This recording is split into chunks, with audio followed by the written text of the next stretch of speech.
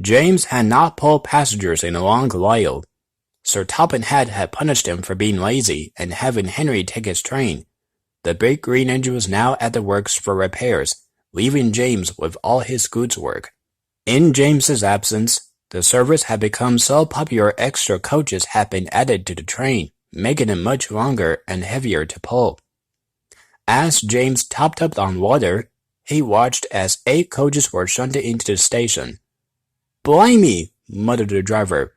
"Gordon will have his work cut out for him pulling that lot." "Pah, who cares? The passengers should be treated to a splendid journey by a splendid engine like me," snorted James rudely as his fireman finished filling up his tender. Lots of the passengers came and crowded the station platform. James felt very jealous as he watched Gordon glide to a stop in front of the coaches. He looked very grand. "Hello there, Widow James. Still acting like a goods engine, are you? Oh well, I suppose we can't all pull the express," Gordon grinned. James, from his isolated siding, rolled his eyes, but Gordon didn't care. The conductor's whistle blew, and with a sharp whistle, Gordon snorted away. His wheels slipped as he dragged the heavy coaches out of the station. James was about to set off to arrange his train when he noticed something. There, at the back of the train, was a very tired Percy. "What are you doing back there?" asked James sharply. Percy was still trying to catch his breath. At last, he explained about how he had been helping the express start by pushing it. "It's exhausting. I have to do all the heavy work while Gordon gets all the praise." James started laughing, taking Percy off guard. "Ha! Gordon still needs a push to get started. I'd be humiliated if I needed a baggage to push behind my train." James chortled away as Percy let off steam crossly. A few days later, Sir Topham came to speak to James in the sheds. James looked a little worried. "I've been very impressed with all your hard work of recent, James. Henry will be returning from the work soon, so how would you like to pull the express again?" "Oh, yes, please, sir," whistled James happily. Sir Topham smiled and tipped his hat to his engine. He turned and stepped into his car. James's crew prepared his fire and set off to the station. He backed onto his coaches, and the passengers boarded the long train. Percy was waiting at the back of the train to help it start, but James was having none of it. "Clear off, little Percy. I don't need a grubby little engine like you spoiling the look of my train." Percy was most offended. He steamed away, muttering under his breath. At last, the conductor blew his whistle, and James responded with a whim, his wheels spinning furiously. "Don't need a back engine, don't need a back engine," he growled, as with one final slip, he got the train into motion, hauling out of the station. Soon James was flying down the line. Now he was moving the train with greater ease, but James had to admit to himself the train was much too heavy for him. "Never mind, I'll do it. Never mind, I'll do it," he puffed to himself.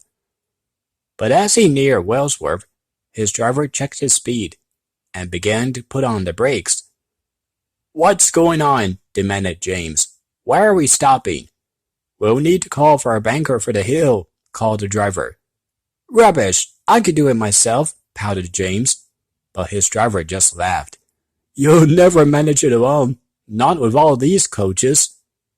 James rode to a stop at the platform, whistling loudly for a banker. BoCo had just arrived at the yards and was shunting freight cars when James whistled out.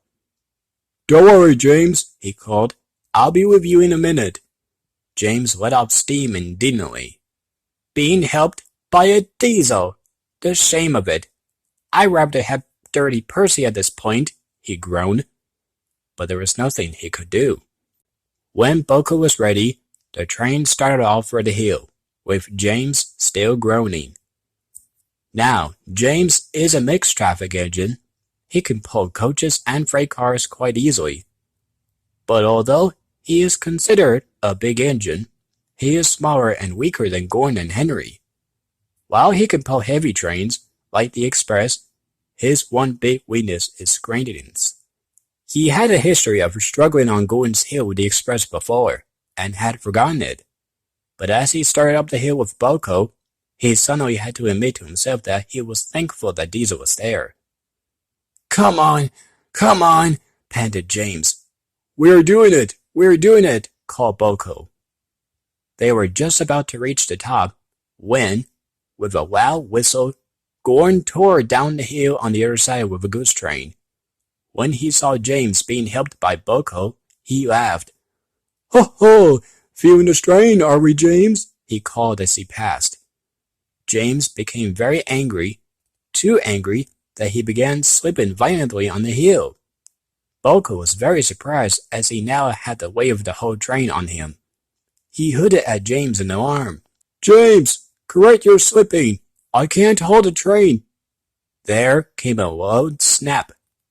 The train stalled on the hill as the engine's crew jumped out of the cabs to see what had happened. It didn't take them long to find the problem. James's side rods had broken in half. Oh, you silly engine! All your slipping damaged your coupler, which caused your side rods to break. You won't be able to take this train any further, scolded the driver. James became flustered and looked shamefaced at his buffers. His driver then spoke to BoCo's driver about taking the train on. I don't think BoCo has the pulling power to carry on alone, unless... BoCo's driver had made a plan. Meanwhile, Henry was building up steam in the works. He hadn't suffered much damage and was excited to go home. Then he heard a horn come from the station. He looked over and saw BoCo at the head of the express. BoCo then moved off the train and headed to the back. Hello, BoCo, called Henry as the diesel rode towards the works. Who is that you're shunting? It was James. BoCo placed him right next to Henry. James blushed, and BoCo winked. Oh, pay no attention to him, Henry. He's just my back engine. Not an important role, after all, teased BoCo.